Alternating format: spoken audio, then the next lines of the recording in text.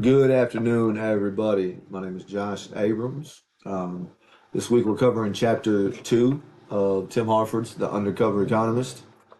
Uh, um, so, in chapter two of The Undercover Economist by Tim Harford, uh, we're going to talk about the truth about prices and how it really shows how companies set prices, not so much by what something costs them, but by what they can get us to pay.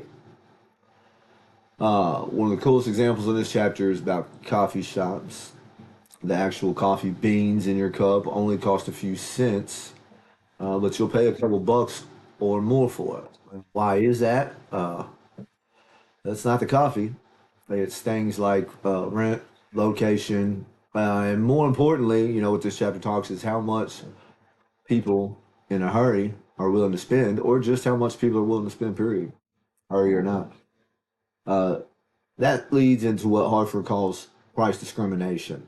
It's just a fancy way of saying companies charge different people different prices for basically the same thing, and they do it in all kind of ways.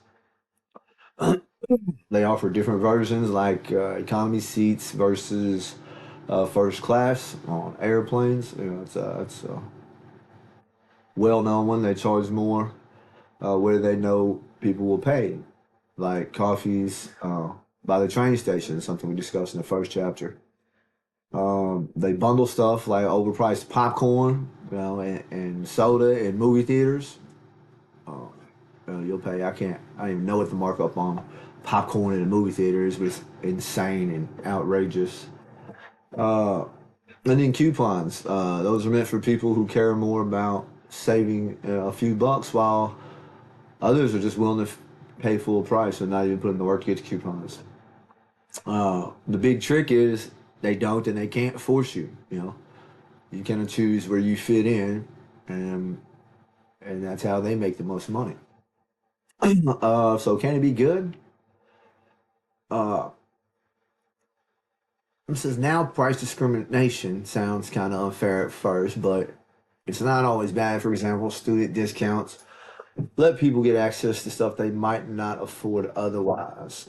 Paperback books are cheaper, so more people can buy them. Even airlines fill up more seats by charging business travelers extra and vacationers less. So flights end up more affordable overall. So yeah, definitely, it actually helps both sides at times. I think the big takeaway from chapter two is prices aren't really about cost. That they're definitely more about psychology and strategy. Companies are always finding ways to get us to spend more, but sometimes that also means more people get to enjoy the product. Thank you. Have a good day.